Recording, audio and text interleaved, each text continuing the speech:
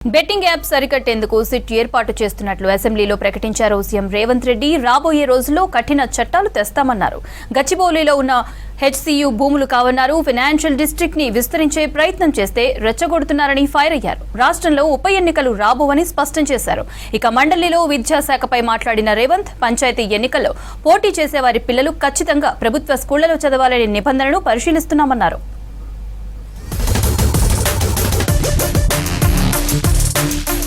Online betting అడ్డుకట్టకు special investigation team ఏర్పాటు చేస్తున్నట్లు ప్రకటించారు ముఖ్యమంత్రి రేవంత్ రెడ్డి. శాసనసభలో మాట్లాడిన సీఎం నేరాలపై కఠినంగా ఉంటామన్నారు. లా అండ్ ఆర్డర్ విషయంలో రాజీ పడబోమని స్పష్టం చేశారు. వచ్చే అసెంబ్లీ సమావేశాల్లో కఠిన చట్టాలు తయారు చేస్తామన్నారు సీఎం.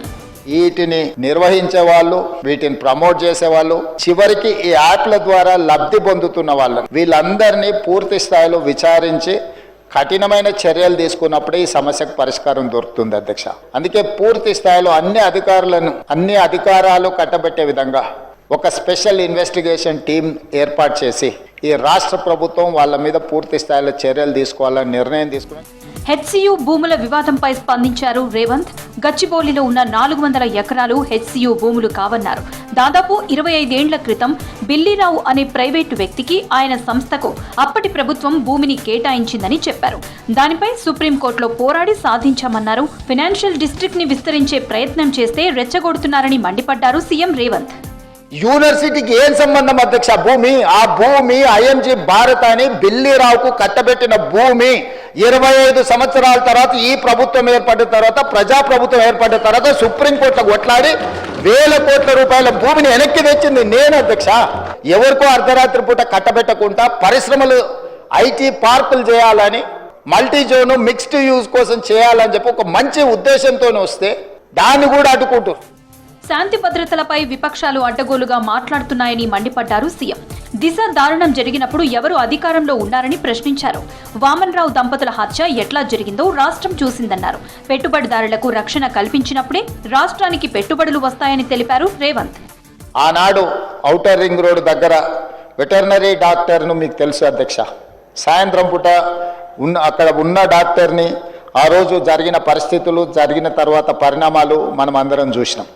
6 సంవత్సరాల బాలికను గంజాయి మత్తులో రేప్ చేసి మర్డర్ చేస్తే ఆనాటి ప్రభుత్వంలో ఎలాంటి చర్యలు తీసుకోలేదు అధ్యక్ష. తెలంగాణ రాష్ట్రంలోకి వచ్చే పెట్టుబడులను రానియకుండా, పెట్టుబడులు ఎప్పుడు వస్తాయి అధ్యక్ష?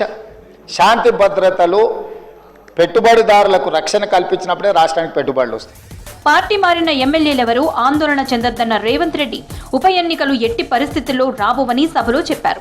గతంలో కాంగ్రెస్ నుంచి బీఆర్ఎస్ లోకి వెళ్లినప్పుడు ఉప ఎన్నికలు వచ్చాయా అని ప్రశ్నించారు. రూల్స్ ఏవీ మారినప్పుడు ఇప్పుడు ఉప ఎన్నికలు ఎలా వస్తాయన్నారు. ఇప్పుడు తమ దృష్టి ఎన్నికలపై కాదని రాష్ట్ర అభివృద్ధిపై అన్నారు రేవంత్. సభ్యులు ఎవరు ఆందోళన చెందాల్సిన పని లేదు. ఏ ఉప ఎన్నికలు రావు. వారి ఉప ఎన్నికలు వారు కోరుకున్నా రావు. ఎందుకంటే ఒకవేళ వారు ఎటొచ్చినా ఏ ఉప ఎన్నికలు రావు. రాజకీయ కోణంలో ఆలోచించినన్ని రోజులు విద్యా వ్యవస్థలో మార్పులు రావన్నారు ముఖ్యమంత్రి రేవంత్ రెడ్డి.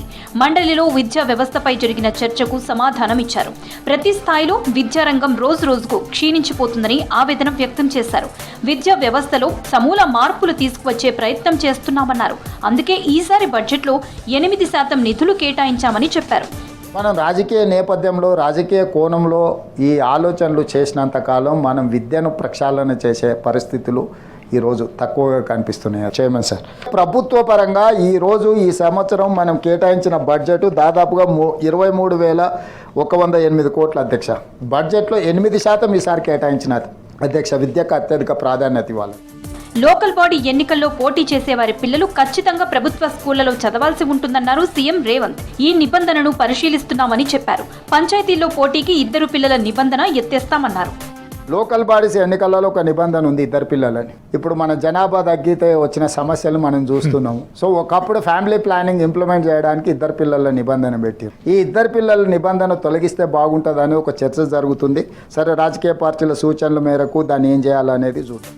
అసెంబ్లీ కమిటీ హాల్లో సీఎం రేవంత్ రెడ్డితో premier of South Australia Peter Malinauskas MP బృందం భేటీ అయింది. స్కిల్ యూనివర్సిటీలు నైపుణ్య శిక్షణ అందించేందుకు తెలంగాణ ప్రభుత్వంతో ఎంఓయూ కుదుర్చుకున్నారు సిస్కో టాస్క్ టీం సభ్యులు.